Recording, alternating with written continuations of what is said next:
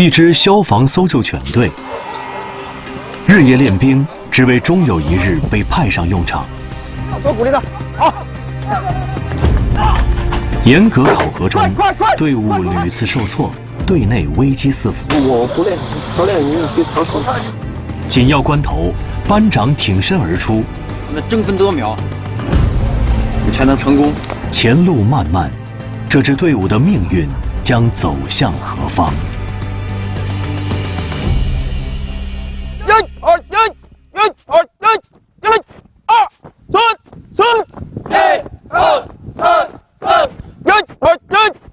在北京，有一支消防搜救犬队，既负责消防灭火，也负责训犬营救。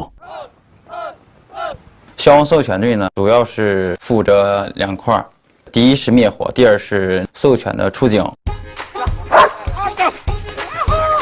相比我们消防灭火，我们搜救犬追的任务并不多，每年也就只有大概3到4起。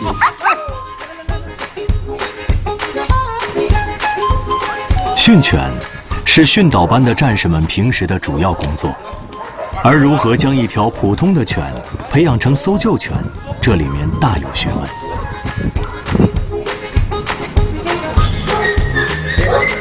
在训导班班长李刚看来，一只犬能否成为搜救犬，首先要看它是否具有衔取欲望。就是占有欲望，它对这个物品没有什么欲望，食欲也不是很强烈。这个基本上就是我们就列入淘汰的范围之内。改了。利用犬对于物品的占有欲来控制犬的行为，是训犬最基本的原则。李刚有意在犬幼年的时候就培养他们的占有欲望。英哥，好，你赢了，你厉害。衔取欲望决定一条犬是否具有可塑性，而对训导员来说，最重要的是想方设法得到犬的信任。好，走，进来，走，好。长毛毛啊，这个就是很好的一个搞亲和关系的一个训练方法。看我藏好了，然后再放犬。我不用下任何口令。你不用下任何口令，你不用下任何口令。好，杰森，眼睛蒙上。我先跟他玩一玩，玩高兴了以后呢，藏起来，因为有这个依恋性的这个关系呢，他急于的着急，找到我。杰森。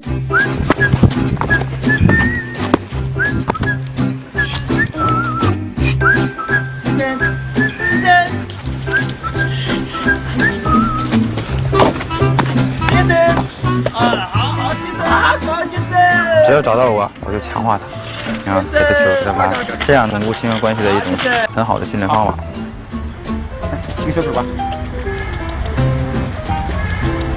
在全国，搜救犬出警任务并不高，许多灾难现场中，机器往往可以代替犬进行搜救工作。但在一些场合，搜救犬仍有现代机器无法比拟的优势。现场用的比较广泛的是雷达生命探测仪啊，它是利用雷达反射回来，收到信号，然后探测下边有没有这个生命迹象。拿一个简单的，最简单的，有这么一层薄薄的一层铁板，这个人就在一层薄薄的铁板上压着呢。这用雷达呢探测的话，探测不到。来。但是咱犬就不一样，咱犬很灵活，犬到那儿直接就反应。为了检验全国各搜救犬中队的发展情况，公安部每2年举办一次搜救犬技能考核赛，今年是第3届。明天咱们去那个山东基地，就是适应场地去，所以说咱们还有10多天的这个时间呢。训练员这一块训练呢，要当成那个比赛的那个状态去调整。比赛将模拟实战场景，对搜救犬进行技能考核。为此，李刚有针对性地帮队员调整训犬手法。好，抢我狗！哎，好，多鼓励他。好，来，多诱导，开始。哎，不错，多抚拍的。你看他大多数他有点害怕了。你每天喂它呀，给它梳刷啊，这些都是最基础的。主要难的就是这个实用科目训练。好，刺激啊、诱导啊，这个结合好了，以这个诱导为主，强迫为辅。往前走，诱导他。好，迈靠，来，好。刺激和诱导是训犬最常用的2种手法。刺激是通过惩罚机制，迫使犬执行训导员的指令；而诱导则是以鼓励为主，激发犬对于训练的兴趣。多观察犬的体育表现，狗嗅到好的时候强化它，鼓励它。就像教小孩学习一样，你诱导出来的小孩呢，他会自己去自发的去学习；你逼出来的小孩，他学习的效果他还不好，而且他很叛逆。这个犬也是一样。带下来吧。你这个犬为什么不反应啊？你这还是观察的不够仔细，它不确认，你就不要再过多的去诱导，你凭我们的口令让它去搜就行了，好吧？咱们来一遍，开始。多打手势。这个点。10多年的训犬生涯让李刚对这份工作颇有心得，而教会他这些的，则是来源于他带的第1条犬。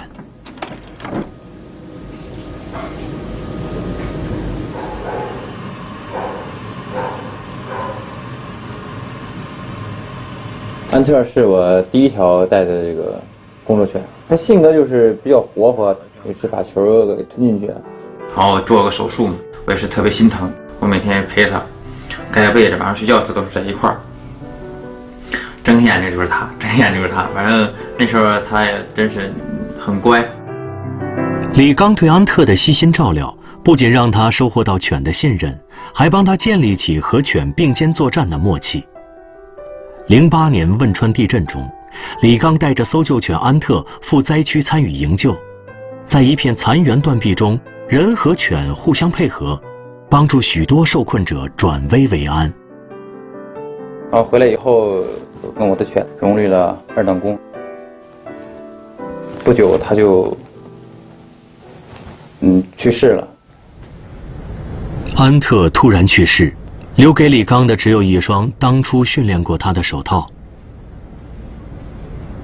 自来到搜救犬队后，李刚接手的犬不下10余条，而那些过世的犬则被他埋在训练场后面的小树林里。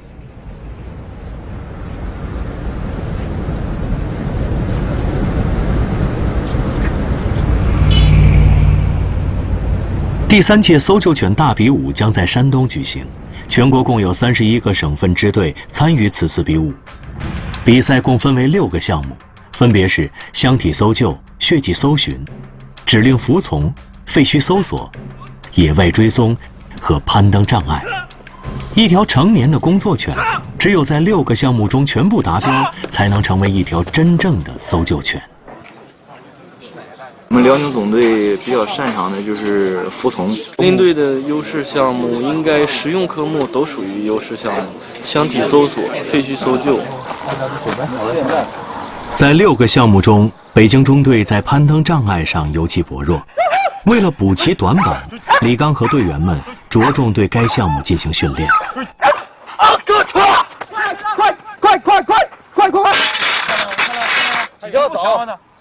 他的打下失败，我的10次里边有1次失败，这都有集体。队员曹志荣是负责该项目的训导员。来到山东后，他的犬在训练中不时出现打杆的状况，这让班长李刚十分担忧。你们再回去吧，我看这有一个郑老师，我跟人请教。郑老师是河南中队专门聘请的训犬顾问。为了帮曹志荣和他的犬尽快进入比赛状态，李刚特地来向郑老师讨教学习。这个是个难题，把这2个解决就行了。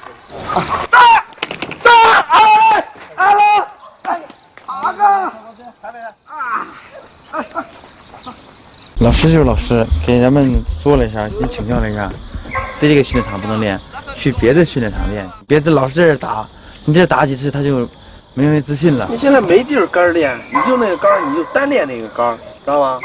你成功了你就强化那就行了。咱们不练可以少练呢，你要咱不行，在家里边可以练呢，对不对？较什么劲呢？你这，要不你当老师去？我不练，教练你别操。郑老师建议李刚通过更换训练场来降低训练条件，让犬逐步忘记之前失败的心理阴影。可在刘董董等队员们眼中，郑老师的方法并不适用于他们的犬。河南总队的训练呢，我和曹之前也看了，他们那条犬主要由于胆小，对这个场地啊有所胆怯，而曹荣这条犬呢，就是过于兴奋。这个你要作为一名训导员，你必须是最了解你犬的人。这个犬我从小带的，毕竟是场地地质不一样，跑的步伐步速也不一样，频率也不一样，让它慢慢的适应这个东西。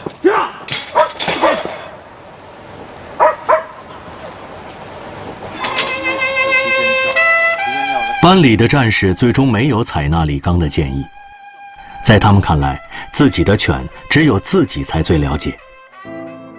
可在这个班长心中，多一种训练手法就意味着多一分备战的底气。其实我比他们急，我是真急了。他们第一次并列倒数第1名，第2届是倒数第4名。但是我的底线呢，就是我们要比上一届要高，能前进1名就是1名，1分、半分、几微秒都得争。李刚希望获得一个为自己证明的机会，可摆在他面前的则是一个更为棘手的挑战。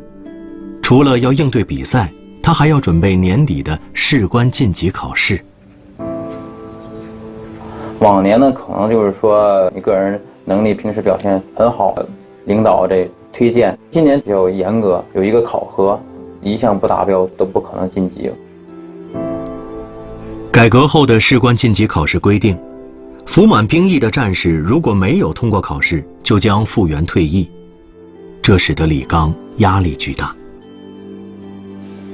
我是比较要强的，我就想在部队长干，我就想当一名军人。第二什么呀？社会竞争也挺大的，长时间的在部队，就是到地方都是从一片空白，都是重新开始。比赛前的试训即将结束，可队员曹志荣的犬仍没有改正打杆的毛病。不仅如此，他的犬在训练中还出现了新的问题。这2天又出现一个新的毛病，就是在你急速催促它的时候，它的司机跳这方面，它又开始起跳早了，有时甚至上不去。就是说接触的这个速度爆发力这方面可能比较弱一点。时间紧迫，班上的战士们建议曹志荣加大对犬的训练量，使犬尽快进入比赛状态。那狗就没事跑，你知道吗？我们吃完饭我们就陪你一起跑一趟，然后下午看那个狗吃饭之前也跑一趟。你说一天反正就得跑，保证跑2趟完整的，这是必须的。对，其实黄老师这一点也特别好，你这狗现在死马当活马医，对呀，对不对？咱们现在就是求成功，但是这阵咱不能被动，是怕犬这个过不去，怕犬在这受伤，怕犬在这受刺激，那不行，咱现在没有时间了。在比赛中，参赛队伍的优势科目决定了他们能到达的上限，而短板科目则关乎他们可能面临的下限。对于前2届成绩不佳的北京中队而言，他们显然更关心后者。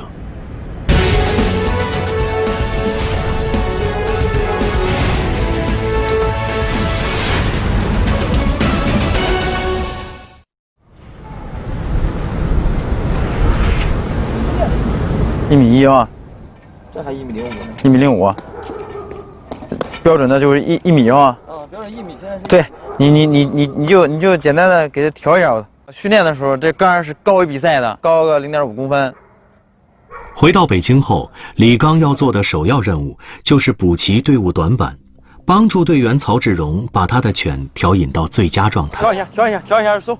李刚通过增加跳杆的高度，使训练时的难度高于比赛，以此确保犬能适应将来比赛时的强度。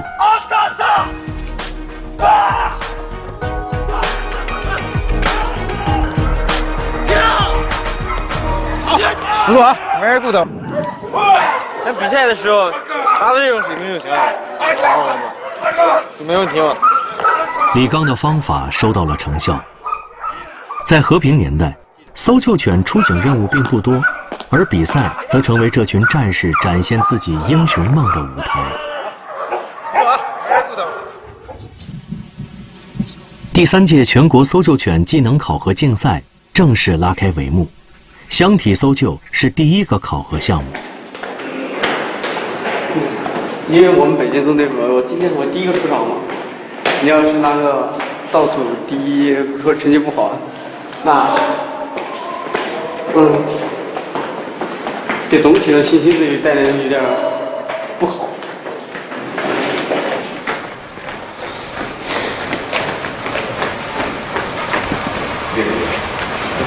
前面同志，9号搜犬参赛比赛，进攻对象，来宾指示。准备操作。升。搜。搜。搜。在现场的14个箱体中，只有3个箱体藏有受困人员。除此之外，在其他的箱体里还放着一些具有强烈气味的物品，用以混淆搜救犬的嗅觉判断。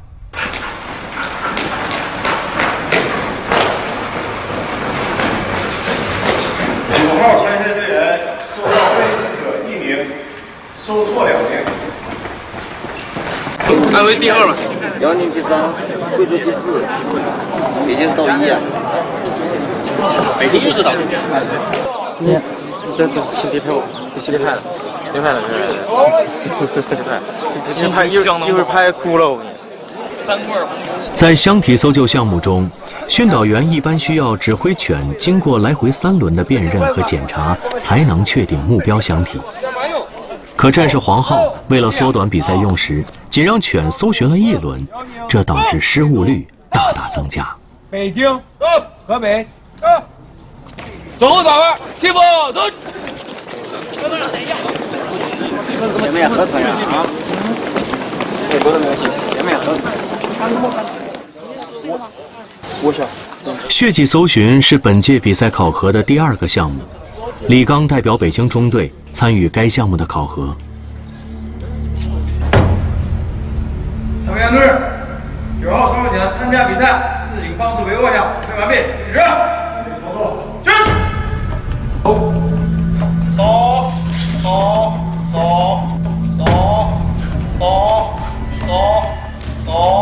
好。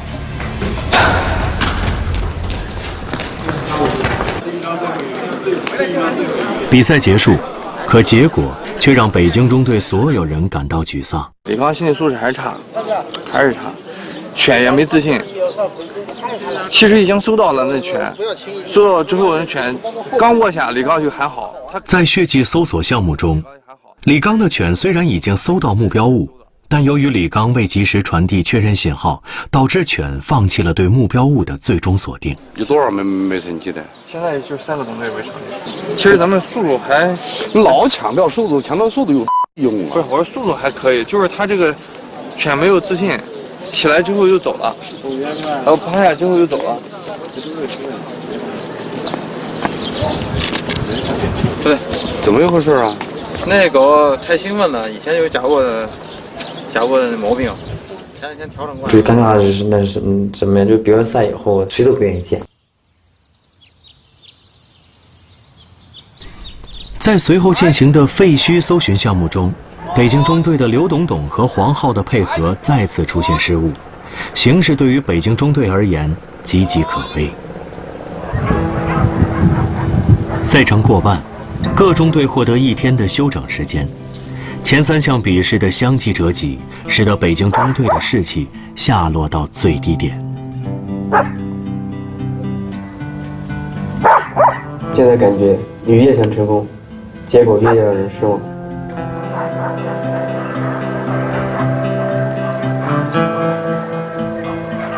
我就觉得不公平。那你看，其他中队的都到国外去购买犬，还请了教练来指导，去看我们中队什么都没有。队员们把前3场比赛的失利归结为队伍硬件上的不足，可在班长李刚看来，妄自菲薄未免过早。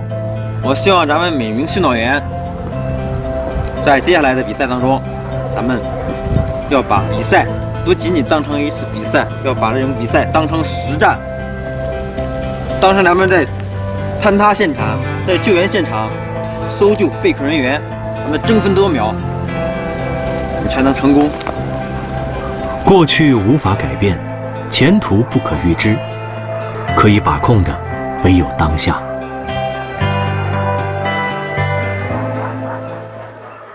小面同志，6号搜检参加比赛，准备完毕，请指示。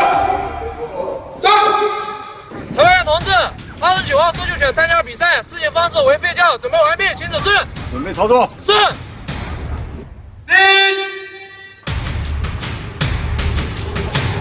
北京中队在指令服从和野外追踪2个项目上，分别取得单项第2和单项第3的好成绩，这使得他们在团体总分上扳回一局。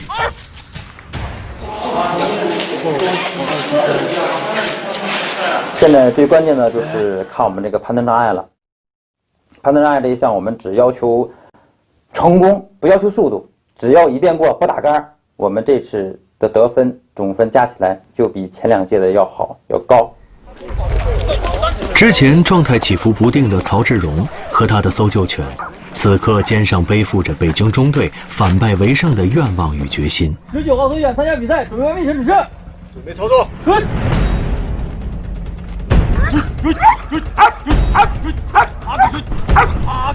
上！快！上！快！上！上！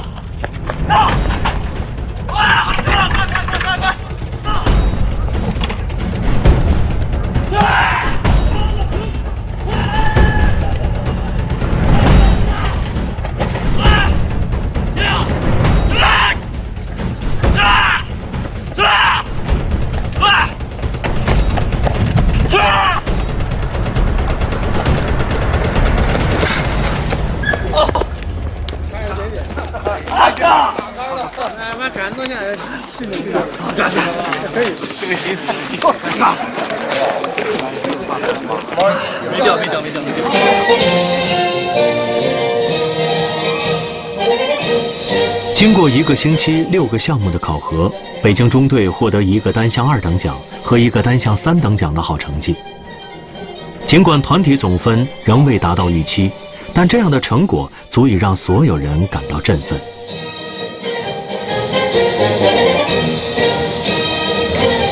其实不是一块奖杯多少钱的事情，是那种精神上的东西。你努力了那么久，终于有所回报了。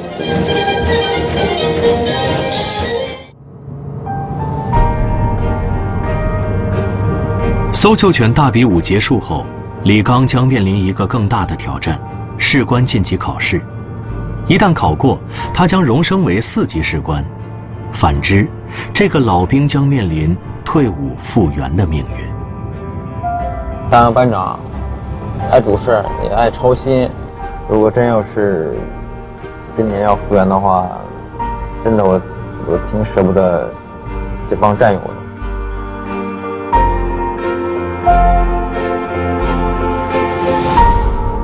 无论结果如何，我都将时刻以军人的标准要求自己。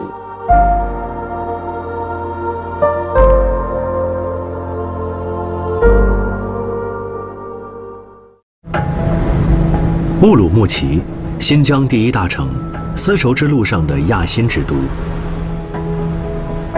紧邻繁华都市，一种神秘动物繁衍生息。